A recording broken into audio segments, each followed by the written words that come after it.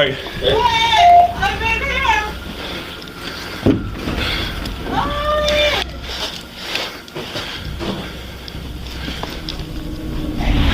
Police! Please don't shoot me! Who shot you? No, please don't shoot me! I'm not gonna shoot you. Please don't shoot me! Picture this. A man driving through the dark, tears streaming down his face, his voice breaking as he pleads into the void. I'm sorry, Lauren. Please come home. Joseph Paul DeWise loved his wife with a desperate, all-consuming passion, but that love was rotting into something darker, something dangerous. What began as a marriage fraying at the edges spiraled into a chilling tale of obsession, betrayal, and a final, irreversible act that would leave one woman dead and a family in ruins. This is the story of Paul DeWise, recorded in his own words, his own videos, his own unraveling. A story that ends in a bedroom soaked in tragedy. The air was thick with tension in the DeWise household on July 24th, 2017. Joseph Paul DeWise sat alone, pen in hand, pouring his guilt onto paper. I have no excuse for what happened last night, he wrote to his wife, Lauren. I'm a very bad person for you right now. I hate myself.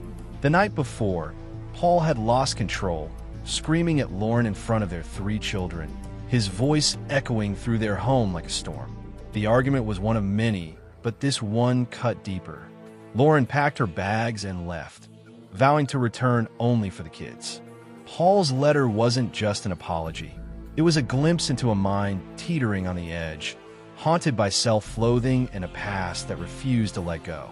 Paul's childhood was a shadow that loomed large.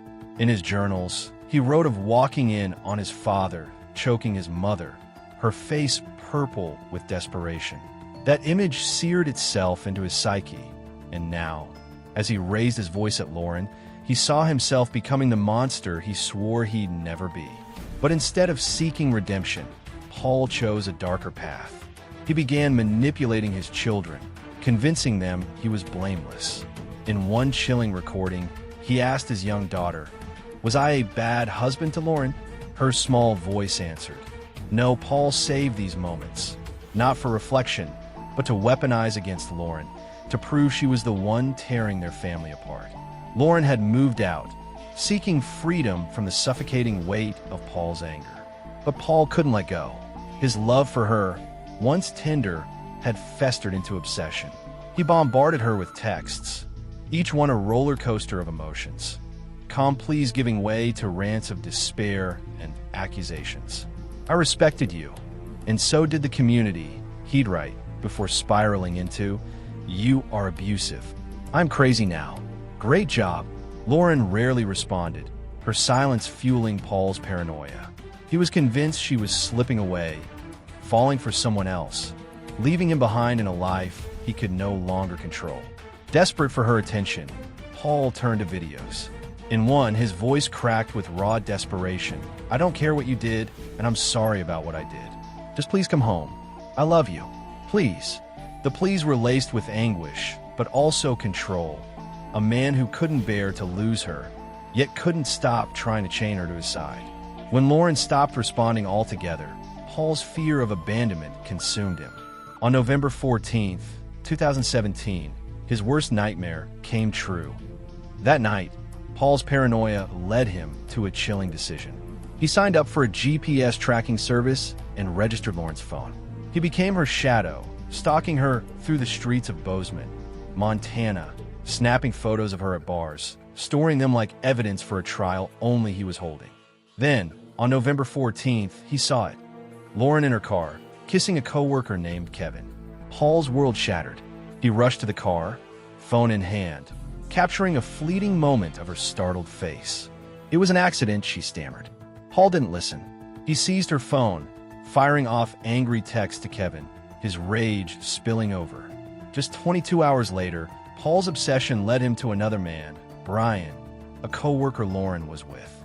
This time, there was no kiss, no intimacy, just a misunderstanding. But Paul, blind with jealousy, confronted Brian, who punched him in the face. Humiliated, Paul's desperation flipped to hatred. He told Lauren to collect her belongings and leave for good. The next morning, he took to Facebook, posting publicly, "Has anyone in Bozeman not kissed my wife? I caught Lauren making out with this man in her car. She's the best liar I've ever known." His words were venom. A public shaming meant to wound her as deeply as he felt wounded. Paul's alcoholism, a crutch for his pain, only fueled his downward spiral. He recorded himself, beer in hand, slurring, "I've been drinking, but I'm not wasted. I'm very upset. I put up with her for years." His anger grew reckless. At a local bar, he told Lauren's friend, "I've killed people before, and I'm not afraid to do it again." The threat hung in the air, a warning of the violence brewing within him. Paul's volatility wasn't limited to Lauren. One day, while walking with his daughter, he clashed with a homeowner whose dogs barked at them. Enraged, Paul pulled a pocket knife and stabbed the man in the hip, recording the chaos as it unfolded. "I withdrew my knife to defend myself," he claimed, his voice shaking with adrenaline. The homeowner had touched him first, so Paul walked away without charges. But the incident revealed a man unafraid of bloodshed, a man who saw violence as a solution. On January 6, 2018, Paul's unraveling reached its breaking point. That morning, he texted Lauren, inviting her over for soup. She didn't reply. At 3:36 p.m., he asked if they were still meeting for their daughter. Lauren's response was curt. "What for? I like to pick up my daughter and spend time with her." Paul's texts grew frantic. "I beg you, please don't destroy us. I love you." Hours later, at 10:58 p.m., Lauren replied, "No, thank you." Paul's world was collapsing. At 12:34 a.m., CCTV captured Paul at a town pump gas station. Minutes later, he took a blurry photo of Lauren's home from a distance, a GPS tracker glowing in his car. His final text to her read, "I know I'm not supposed to text you now, but I can't sleep. Please come home. I love you." Hours later, gunshots shattered the quiet of Idaho Street, Belgrade. At dawn on January 7, 2018, a neighbor's frantic 911 call pierced the morning.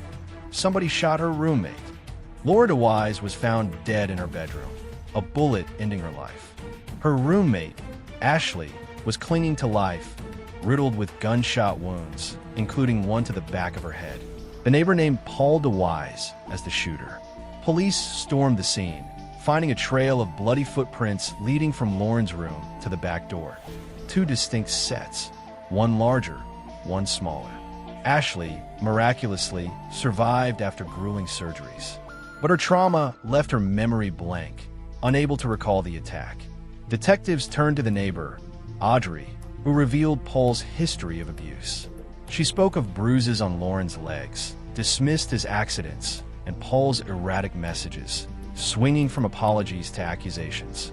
Audrey's words painted a portrait of a man unhinged, a man who had once pulled a pistol on a cyclist in a fit of rage. To apprehend Paul, police devised a meticulous plan. On January 8th, they surveilled his home, blocking both exits from his neighborhood.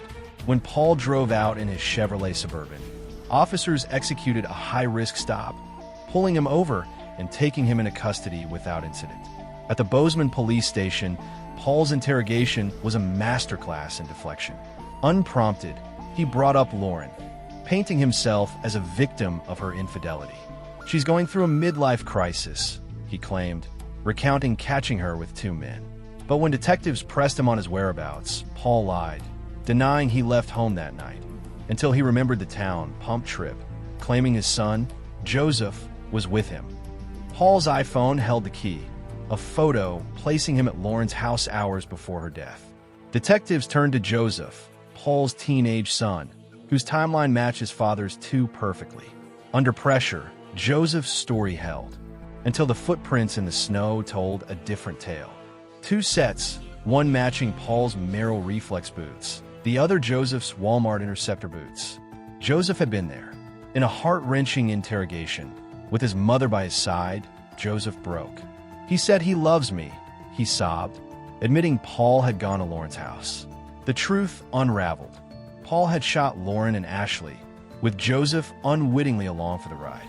On February 4th, 2020, Paul DeWise was convicted of deliberate homicide, attempted homicide, and tampering with evidence. Sentenced to 220 years without parole, his descent from love to obsession to murder was complete, a tragedy recorded in his own voice, a warning of what happens when love turns to hate.